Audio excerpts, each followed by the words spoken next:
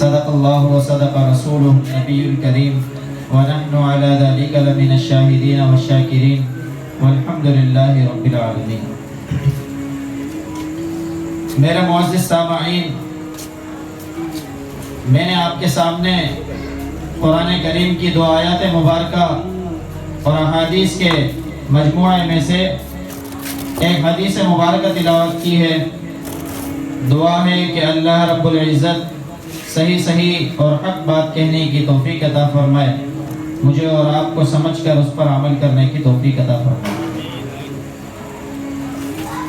پہلی آیت مبارکہ جو میں نے آپ کے سامنے تلاوت کی، اس کا تعلق قرآن اور قرآن کی ہدایت کے ساتھ ہے کہ اللہ رب العزت فرما رہے ہیں کہ یہ قرآن جس رستے کی طرف تمہاری رہنمائی کرتا ہے اس سے زیادہ سیدھا رستہ کوئی اور ہو ہی نہیں سکتا، اور ان سیدھے رستے پر چلنے والوں کو اللہ رب العزت بشارت دے رہے ہیں۔ اللہ فرماتے ہیں کہ ایمان والوں کو بشارت دے دو کہ ان کے لیے اللہ رب العزت نے بہت بڑا اجر تیار کر رکھا ہے۔ اور دوسری حدیث مبارکہ آیت مبارکہ کے اندر اللہ رب العزت نے ایک ایمان والے آدمی کو ناحق قتل کر دینے کے گناہ کو بیان کیا کہ کسی کو ناحق قتل کر دینا، اس کے لیے اللہ رب العزت نے کسی حد کو قائم نہیں کیا کہ زنا کر لیا تو 80 کو 100 کوڑے مار دیے جائیں یا رجم کر دیا جائے، یا پھر حد قذف ہے تو 80 کوڑے لگا دیے جائیں، چیرا وطن کر دیا جائے، ہاتھ کاٹ دیا جائے، ایسی کوئی سزا نہیں، بلکہ اللہ رب العزت نے اس بندے کے لیے جس سزا کا اعلان کیا ہے وہ سزا یہ ہے کہ اس کو ہمیشہ کے لیے جہنم میں ڈال دیا جائے اور پھر کوئی راستہ واپسی کا نہیں ہے۔ اور اللہ فرماتے ہیں پھر اس کے لیے بہت بڑا عذاب اللہ نے آگے بھی تیار کر رکھا ہے۔ اور حدیث مبارکہ کے اندر بھی اللہ رب العزت نے یہی ارشاد فرمایا کہ اگر سارے کے سارے زمین والے، سارے کے سارے آسمان والے یہ کسی ایک ایمان والے کو قتل کرنے کے لیے جمع ہو جائیں تو اللہ رب العزت ان سارے کے ساروں کو جہنم میں اودے منہ ڈال دیں گے، اور اللہ رب العزت سے کوئی پوچھنے والا نہیں۔ حضرت حسین رضی اللہ تعالی عنہ کی شہادت جن لوگوں نے کی، ان میں سے جس کا ادنا سا بھی اگر حصہ ہے تو اللہ رب العزت اس کو اس دنیا میں بھی اللہ نے اس کو رسوا کیا ہے، اور آخرت کے اندر بھی اس کے لیے اللہ نے جہنم کا اعلان کیا ہے، اور پھر ایسے لوگوں کو صرف جہنم میں نہیں بلکہ عہدے کو گھسیٹ کر جہنم میں ڈالا جائے۔ لیکن حضرت حسین رضی اللہ تعالی عنہ کی پوری زندگی کیا تھی، بیان تو کل بھی آپ کے ساتھ ہوا تھا۔ اس کا مقصد کیا ہے؟ کیا صرف داستان سنانا مقصود ہے؟ کیا واقعہ سننا اور سنانا مقصود ہے کہ جی واقعہ سن لیا جائے اور غم کے اندر ذرا آنسو بہا دیے جائیں اور اس مظلومانہ دردناک المناک کربناک شہادت کے اوپر اپنے تاثرات دے دیے جائیں؟ کہ یہ مقصود ہے؟ ہرگز یہ مقصود نہیں، بلکہ مقصود یہ ہے کہ ہم اس شہادت سے اپنی زندگی کے اندر انقلاب برپا کریں، ہم اپنی جد و جہد کو اس انقلابی زندگی کو پڑھتے ہوئے سنتے ہوئے اپنی زندگی کو بھی انقلابی بنا دیں، اپنی جد و جہد کو بھی انقلابی بنا دیں، اپنی زندگی کے اندر انقلاب برپا کر دیں۔ انقلاب لفظ عربی کا ہے، اس کا معنی ہوتا ہے انقلب، انقلابہ ینقلب، انقلاب کا معنی ہوتا ہے یہ ٹیبل ایسے رکھیے تو اس کو بالکل الٹ دیں، الٹ دیں گے تو اس کا انقلاب ہو جائے گا۔ اسی طریقے سے میرے اور آپ کی زندگی اب تک جس طرز عمل پہ چلتی آئی ہے، اگر وہ طرز عمل قرآن اور حدیث کے خلاف ہے، قرآن اور حدیث کے خلاف ہم چلتے رہے ہیں، تو اس زندگی کے اندر انقلاب لے کر آ جائے، یعنی اس کو قرآن اور حدیث کے مطابق بنا لیں۔ اگر میرے اور آپ کی زندگی کے اندر اب تک کوئی مقصد نہیں تھا کہ زندگی ہمیں کیوں دی گئی ہے، تو اب زندگی کے اندر کوئی مقصد لے کر آ جائے۔ اگر میں اور آپ اب تک یہ سمجھ رہے تھے کہ ہم نے صرف کھانا ہے، کمانا ہے اور مر جانا ہے، تو یہ نہیں ہونا چاہیے. اب اپنی زندگی کے اندر ایک جدوجہد لے کر آنا چاہیے. اللہ رب العزت نے سورہ المؤمنون کی آخری آیتوں میں کیا فرمایا کہ افحسبتم انما خلقناکم عبثا، ان لوگوں کے تم نے گمان کیا ہوا ہے، یقین کیا ہوا ہے کہ اللہ نے تمہیں بیکار پیدا کیا ہے. کہ اللہ اتنی بڑی بڑی مخلوقات کو بیکار پیدا کریں گے؟ کہ سمندروں کے اندر اللہ نے مخلوق بیکار میں پیدا کی؟ کہ اللہ نے چونٹیوں کو بیکار پیدا کیا؟ کہ اللہ نے مچھر کو بیکار پیدا کیا؟ جب اللہ بڑی مخلوق سے لے کر چھوٹی مخلوق تک کو بیکار پیدا نہیں کر سکتا تو پھر اس اشرف المخلوقات کو کیسے اللہ بیکار پیدا کر سکتا؟ اللہ رب العزت نے مجھے اور آپ کو ایک بڑا مقصد دے کر بھیجا ہے. اللہ فرماتے ہیں اگر اس مقصد پر نہیں آؤ گے تو وَأَنَّكُمْ إِلَيْنَا لَا تُرْجَعُونَ، کہ تمہیں یہ گمان نہیں ہے تم اللہ کی طرف لوٹو گے. اللہ کی طرف جب لوٹنا ہے تو بھائی کام اللہ کے لیے کرو نا. پھر کیوں اپنی اپنی چلاتے ہو؟ پھر کیوں اپنے اپنے منچاہی زندگی گزارتے ہو؟ پھر اللہ نے جو مقصد بتایا اس مقصد پر آ جاؤ. وَمَا خَلَقْتُ الْجِنَّ وَالْإِنسَ إِلَّا لِيَعْبُدُونِ. اللہ نے سورۃ الذاریات کی آیت کے اندر یہ مقصد بتایا کہ میں نے جنات اور انسانوں کو صرف اور صرف اپنی عبادت کے لیے بھیجا ہے. اب انسان اگر کسی کو پریشان کرتے ہیں، تکالیف دیتے ہیں، بے مقصد زندگی گزارتے ہیں، اسی طریقے سے جنات کسی کو پریشان کریں، بے مقصد زندگی گزاریں، تو ان دونوں کے لیے اللہ رب العزت نے دردناک عذاب تیار کر رکھا. میں اور آپ اگر ان دردناک عذابوں سے بچنا چاہتے ہیں، میں اور آپ اس خوشخبری کو چاہتے ہیں جو اللہ نے بیان کی ہے. اللہ فرمائے ایمان والوں کو بشارت دو. اللہ نے یہ نہیں کہا کہ مسلمانوں کو بشارت دو. پتہ ہے جی مسلمان کون ہے؟ مسلمان وہ ہے کہ جس نے کلمہ پڑھا ہو اور اسلام کی شاہراہ کے اوپر آ کر کھڑا ہو گیا. جیسے یہ راستہ ہے، کسی کو کہیں کہ بھائی فلاں جگہ درس قرآن ہے، اب اگر وہ اس راستے کے ابتدائی حصے پر آ کر کھڑا ہو جائے، کیا اس کو درس قرآن میں شمار کریں گے؟ وہ تو کھڑا ہے ایسی فال. جب اس راستے پر چل کے آگے آ جائے گا تو پھر اپنی منزل پر پہنچے گا نا، پھر درس قرآن میں آئے گا. یہ اسلام بھی ایسے ہی ایک شاہراہ اور راستہ ہے. اسلام میں آ جانا کامیابی نہیں ہے، بلکہ اسلام پر چلنا کامیابی ہے، جس کو ایمان کہتے ہیں. یہی میرے اور آپ سے اللہ رب العزت کا تقاضا ہے. اللہ فرماتے ہیں ایمان تو ہم نے تمہیں دے دیا ہے، ورنہ ایمان کے لیے بھی لوگ، اسلام کے لیے بھی لوگوں نے بڑی بڑی جدوجہدیں کی. ایسے ہی لوگوں کو اسلام بھی نہیں ملا تھا، پھر ان کو قدر بھی ہوا کرتی تھی، پھر وہ اس اسلام کے راستے پر چلا کرتے تھے. ایک شخص وہ ہے کہ جس کو کسی جگہ کا پتہ ہو اور فوراً سے چلا جائے اور آ بھی جائے، اور اگر کبھی جانا نہ ہو تو آدھے راستے سے واپس بھی آئے. ایک شخص وہ ہے کہ جس کو منزل کا پتہ ہے لیکن راستے کا پتہ نہیں ہے، اور راستہ ڈھونڈنے کے بعد ملے اور وہ کہے گا کہ میں واپس جا رہا ہوں، وہ تو کہے گا بڑے مشکل کے بعد ملا، بھائی پہنچ جاؤ. ایسے میرے اور آپ کی مثال ہے. ہمیں راستہ ملا ہوا ہے، ہمیں قدر نہیں ہے. جن لوگوں کو راستہ نہیں ملا ان کو بڑی قدر ہوتی ہے. نئے نئے اسلام میں داخل ان سے پوچھے کہ اسلام کیا تھا اور غیر اسلام کیا تھا. یہ ٹریک، یہ راستہ، یہ شاہراہ جو مجھے ملی ہے، اس راستے پر مجھے اور چلنا یہی حسینیت ہے. اس راستے کو استعمال کرنا حسینیت ہے. ورنہ اسلام پہ تو یزید بھی تھا، اسلام پہ تو اس کے لشکر والے بھی تھے. کیا وہ کامیاب ہو گئے؟ بتائیں بھائی، کامیاب ہو گئے؟ وہ سوئے نہیں، کامیاب ہو گئے وہ لوگ. یزید کے ساتھ ہی کامیاب ہوئے؟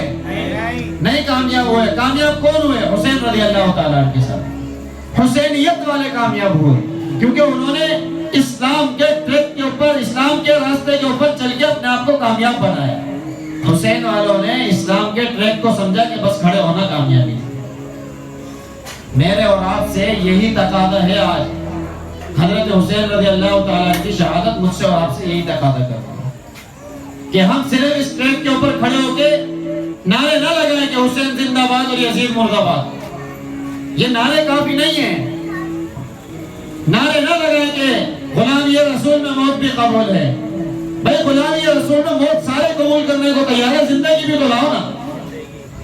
زندگی میں کبھی غلامی رسول بھی لاؤ. کبھی زندگی کے اندر غلامی رسول نہیں بنتے, موت غلامی رسول میں چاہیے. کلمے پر زندگی نہیں گزارتے لیکن کلمے پر موت چاہیے. ایسا کیسے ہو سکتا ہے کہ جب تک جس طرح سے عمل پر زندگی نہ گزاری جائے اس پر موت کیسے آئے گی؟ یہی میرے اور آپ سے آج تقاضا ہے کہ ہم اپنی زندگی کو اس کے مطابق بنائیں.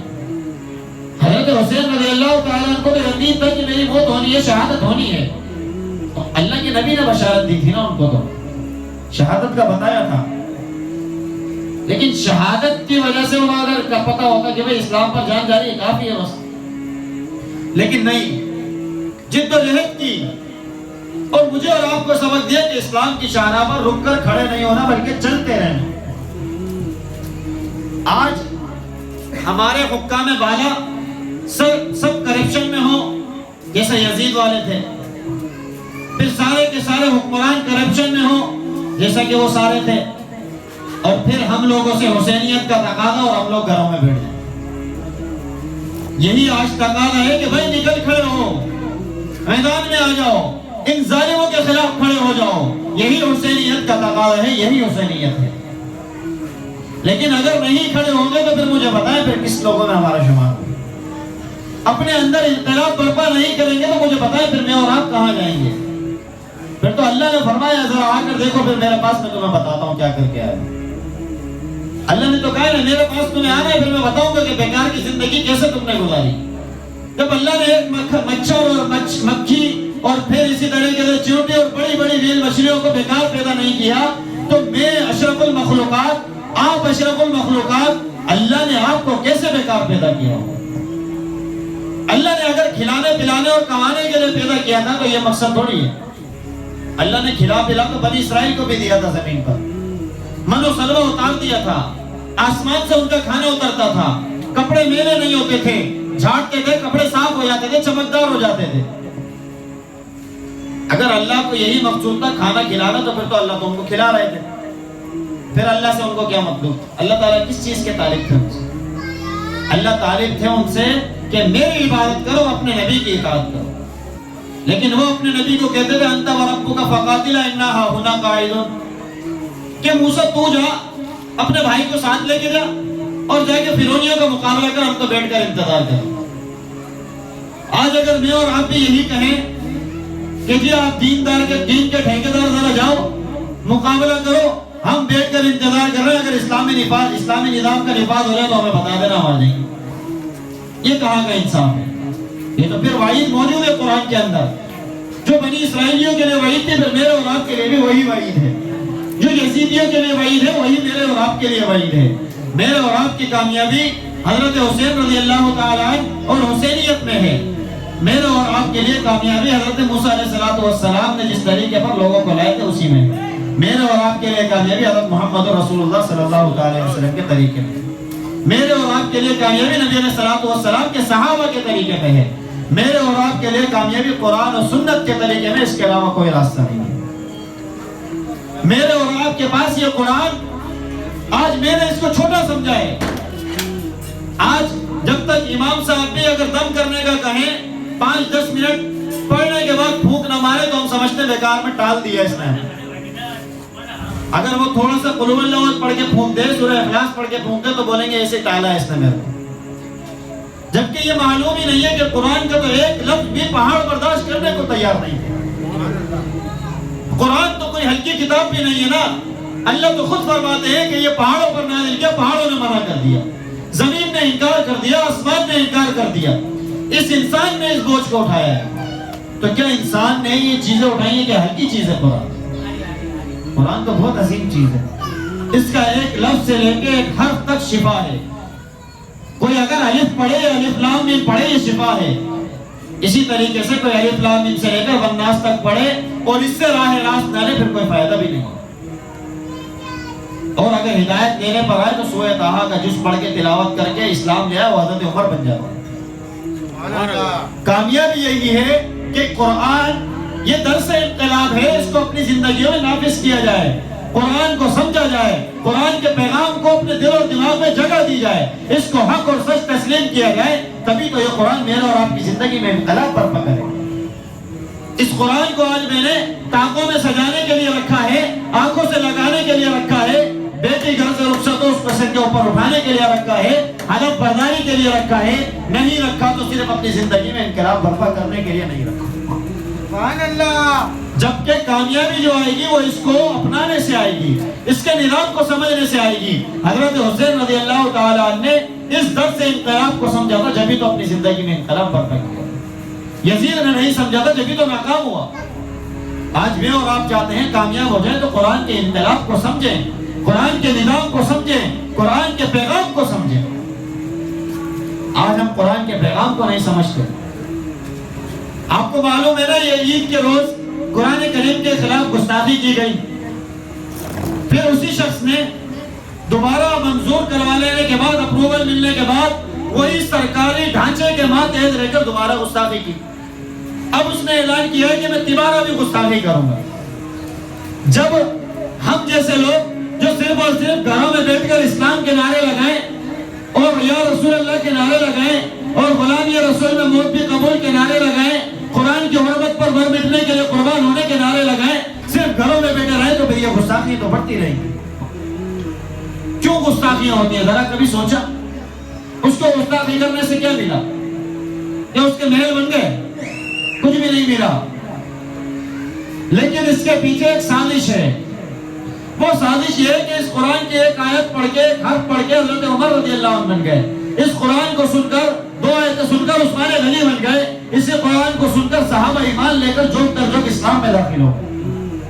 یہی قرآن سن کر اسلام نے بڑے بڑے جنرل پیدا کر دیے، اسلام نے بڑے بڑے گورنر پیدا کر دیے، اسلام نے عمر رضی اللہ تعالیٰ عنہ جیسے حاکم پیدا کر دیے جو دنیا کے کل رقبہ 24,720 میل میں سے 22 لاکھ مربع میل کے فتح کرنے والے تھے۔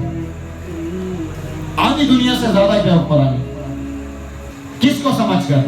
قرآن کو سمجھ کر۔ لیکن کفر نے اس وقت سمجھا تھا کہ ان کا اسلام شخصیت پر ٹھہرا ہوا ہے، یہ شخصیت کے بنیاد پر ترقی کر رہے ہیں، فتوحات حاصل کر رہے ہیں۔ لیکن ان کی بھول تھی۔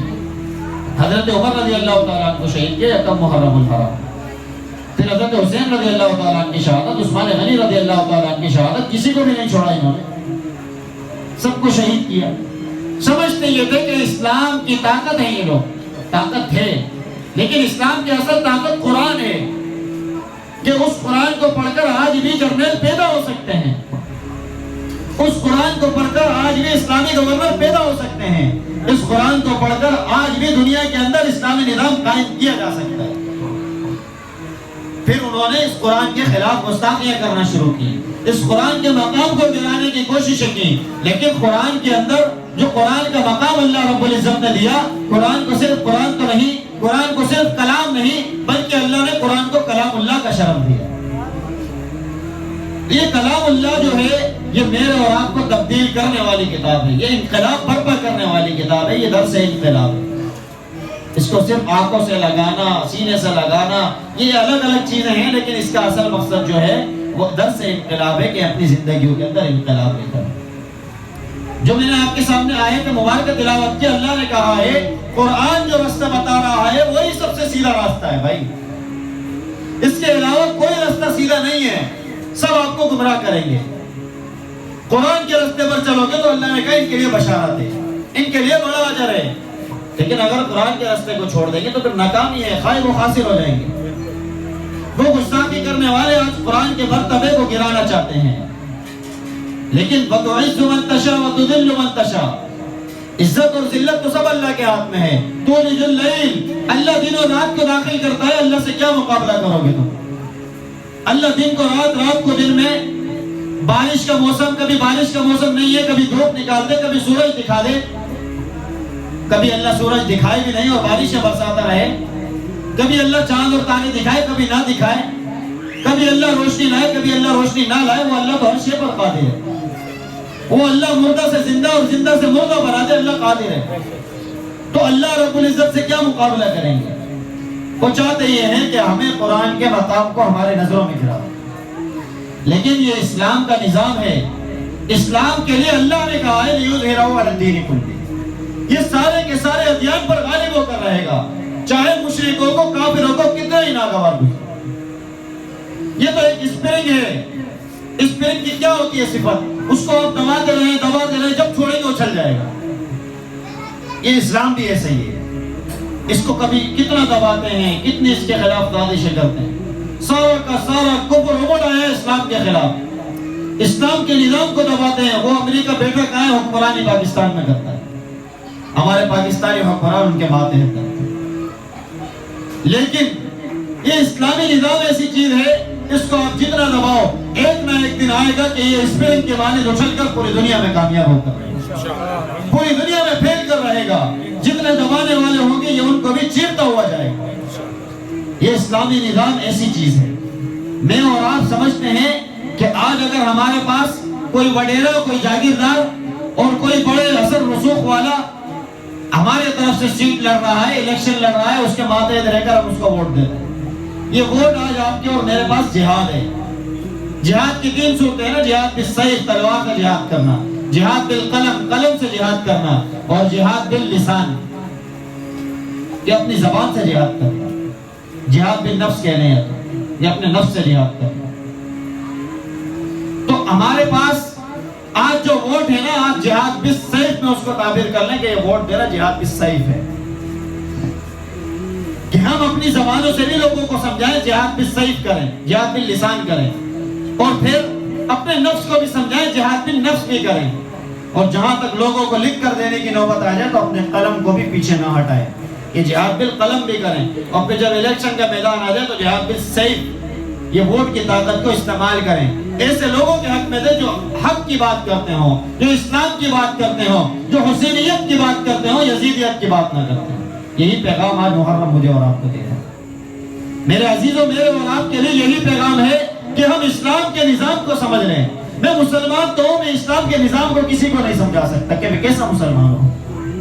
مجھ سے پوچھے بھائی کیا آپ اسلامی نظام کی بات کرتے ہیں، ذرا بتائیں تو صحیح اسلامی نظام کیا ہے. میں بتا سکتا ہوں، کیا بتاؤں؟ تو بھائی میں خود تو سمجھوں نا، پہلے میں قرآن سمجھوں گا تو تبھی تو اسلامی نظام سمجھوں گا. میں اور آپ قرآن نہیں سمجھتے تو مجھے بتائیں پھر یہ کتنی بڑی افسوسناک بات ہے کہ ہم قرآن نہیں سمجھتے. یہ انقلاب میرے اور آپ کے گھر میں ہے، یہ انقلاب میرے اور آپ کے سینوں میں اس کی عزت اور احترام ہے. پھر اس انقلاب کو باہر نہیں نکالتے، پھر اس انقلاب کو سمجھتے نہیں ہیں. یہ کہاں کا انصاف ہے؟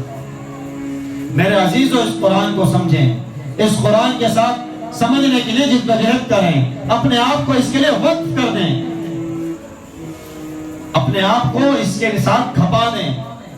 ایک چھوٹی سی مثال دیتا ہوں. یہ قرآن چاہے آپ میں سے بھی یا جو لوگ نہیں بھی پڑھتے، قرآن کے ادنا سے صفحے کو بھی زمین پر پڑا رہنے نہیں دیتے، اس کو بھی چوم کر اٹھا کر اوپر رکھتے.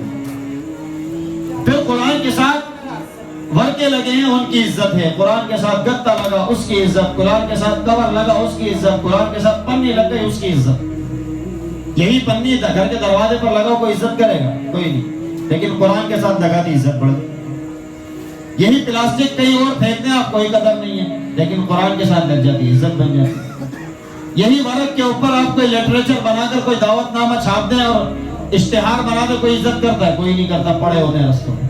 لیکن اسی پر قرآن کی آیت لکھتے ہیں، کتنی عزت بن جاتی. میرے اور آپ کے لیے سمجھنے کے لیے یہی مثال کافی ہے کہ اگر میں چاہتا ہوں کہ میری عزت ہو جائے، اگر ہم چاہتے ہیں ہماری عزت ہو جائے، اگر ہم چاہتے ہیں ہمارے معاشرے کی عزت ہو جائے، اگر ہم چاہتے ہیں ہمارے ملک و ملت قوم کی عزت بن جائے، تو قرآن کے ساتھ اپنے آپ کو جوڑنے اللہ آسمانوں پر پہنچا دے.